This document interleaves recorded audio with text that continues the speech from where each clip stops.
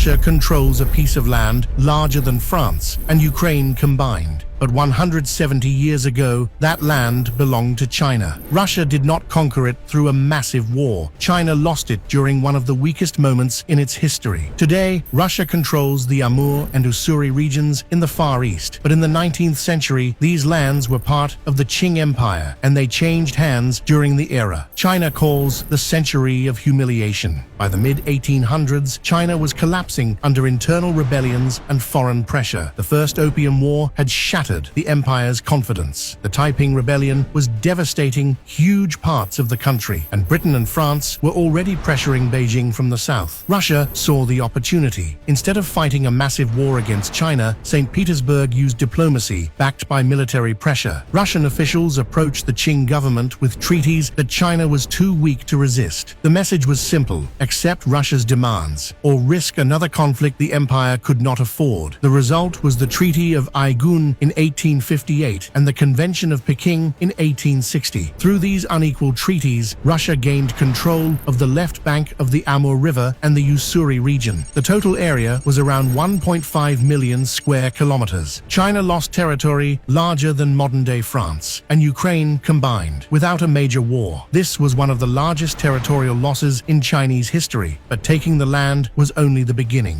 Russia now faced a huge problem. The empire had gained enormous territory, but almost nobody lived there. Few Russians wanted to move thousands of kilometers into the remote Far East. So in 1882, the Russian government launched a major colonization campaign. The state paid transportation costs for settlers traveling by sea from Odessa to Vladivostok, and the offer attracted thousands of poor Ukrainian peasants. Many had recently emerged from serfdom and owned almost nothing, but the Russian Empire offered them something life-changing: free transportation. Around 100 desiatines of land per family, more than 100 hectares, 10 years without military service, 20 years without land taxes, even livestock and farming equipment. For many families, this was not simply migration, it was survival, and that is how large Ukrainian settlements appeared across the Amur and Ussuri regions. People from areas like Chernihiv, Poltava, and Kyiv moved into territories that had belonged to China only decades earlier. Land taken from Beijing during China's weakest era was now being permanently settled by the Russian Empire. Today, Russia and China share a border stretching more than 4,200 kilometers. Most territorial disputes were officially settled in a 2004 agreement, including areas like Bolshoi Ussuriski Island. But the historical memory never completely disappeared, because these territories were ceded during a time when China was weak and Russia was rising. Now the balance is changing again. Because of the Ukraine war and Western sanctions, Russia is becoming increasingly dependent on China economically. Chinese companies are investing across Siberia and the Russian Far East. Chinese businesses are leasing agricultural land. Trade dependence is growing, and some analysts believe China may not need military force to expand influence in the region anymore. Economic power, demographic pressure, and long-term dependence may be enough. So the real question is not only how Russia took the Far East from China. The real question is, in the future, could China slowly take influence back